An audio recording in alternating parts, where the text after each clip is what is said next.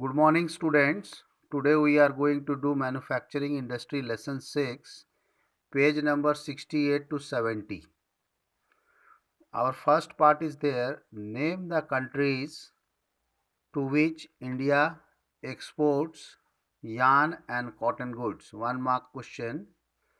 It will be Japan, USA, UK, Russia, France, East European countries, Nepal, Singapore, Sri Lanka, and African countries.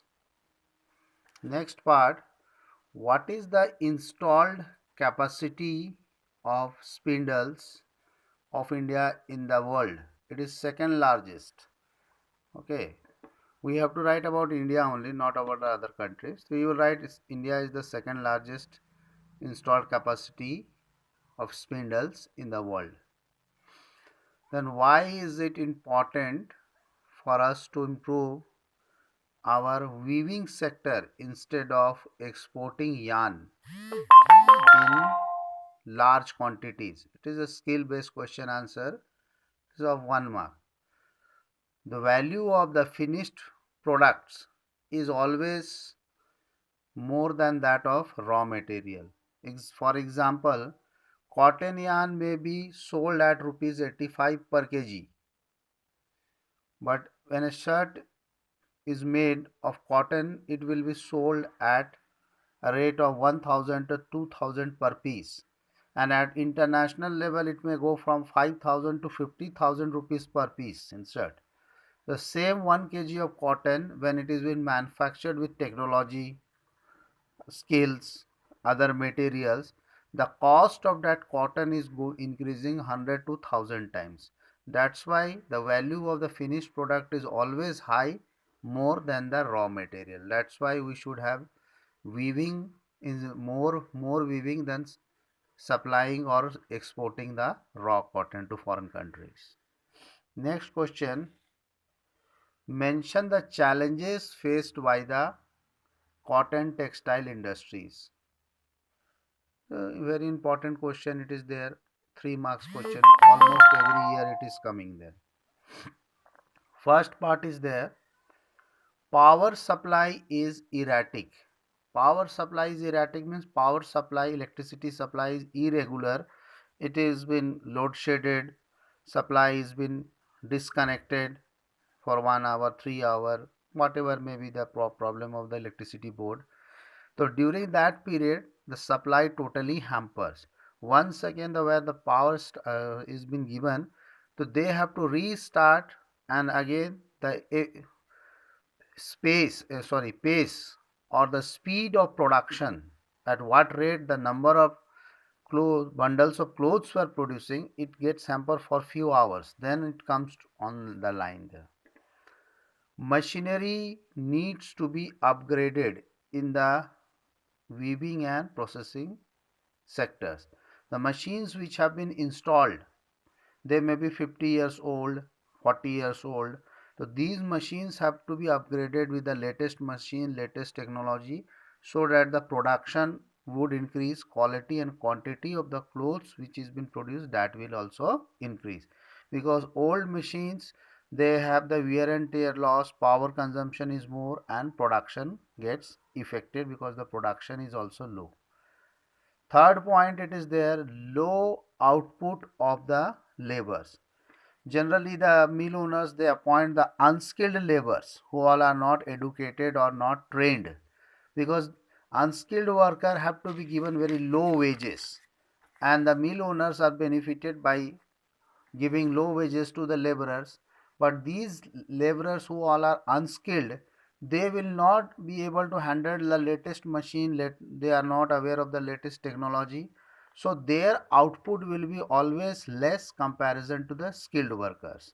So low output is also very common due to the unskilled labor or the cheap labor appointed by the mill owners. Fourth point is there, stiff competition with the synthetic fibers. Nowadays we have got the nylon fibers and many other fibers, rayon. These are also producing the textiles which are comparatively much cheaper than the cotton clothes, cotton textile. So this cotton industry is facing from these synthetic fibers also there. Then question 5.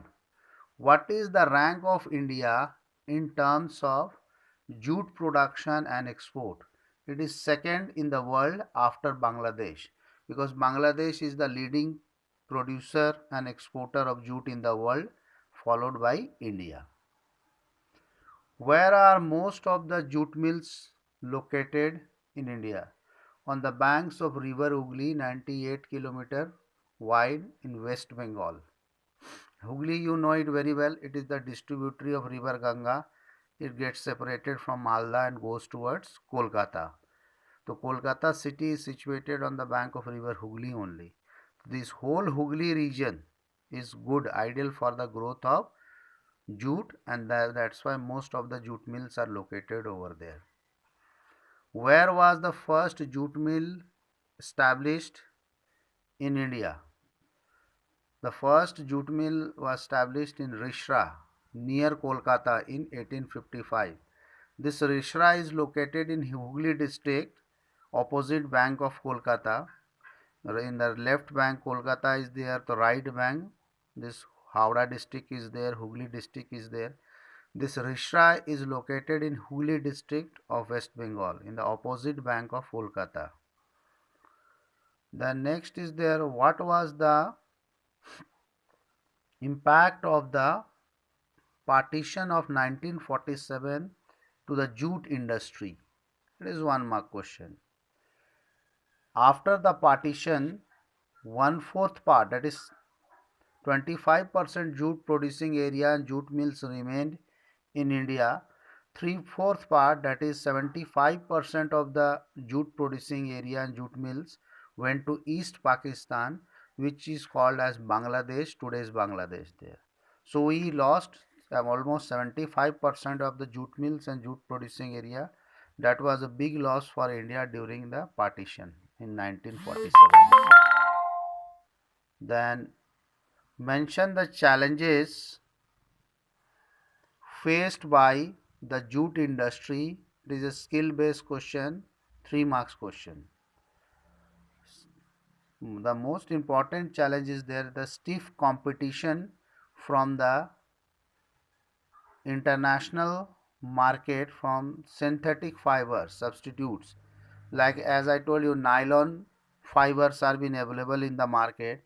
Nowadays people are making the bags made up of nylon fibers for packing potatoes, onions, the pink color bags, and you have seen in the market there. So these nylon bags are considered as a substitute of jute, and comparatively they are much cheaper than the jute bags. So traders, they are preferring to buy those nylon bags only comparison to jute bags. So the jute market, jute industries are losing their market there, because that market is being captured and occupied by the synthetic fiber bags, nylon bags, etc. Why? The reason is very simple, because they are much cheaper than the jute bags there. Then second, competition is there from other countries like Bangladesh, Brazil, Philippines, Egypt and Thailand. The strong competition is there in the international market. So due to which, what is happening there, many of the countries like Bangladesh, Brazil, Philippines, they are selling their jute comparatively in lesser price than India. Although they are not getting much benefit out of it, but due to competition they are keeping less prices and selling it in the international market. Although this industry is a labor intensive industry, input cost is very high, because you have to employ large number of laborers and you have to give the payment for them, salaries for them. In that case the input cost is always high, and if you do not keep the high prices, then your profit margin will be less and you won't be able to sustain in the market. And perhaps this is the reason many of the jute mills were being closed in Bengal, due to the increasing input, increasing prices and low profit margin. But these countries like Bangladesh, they do not have any other option. That's why they are selling this jute in the international market at very low prices, and thus it is giving tough competition to India. Kindly do the questions, okay, in your classwork copy, and 2-3 questions at least you do, and rest of the things you keep it in the form of PDF file and print out. Take the printout and keep it in your file for learning the answer. Okay, thank you.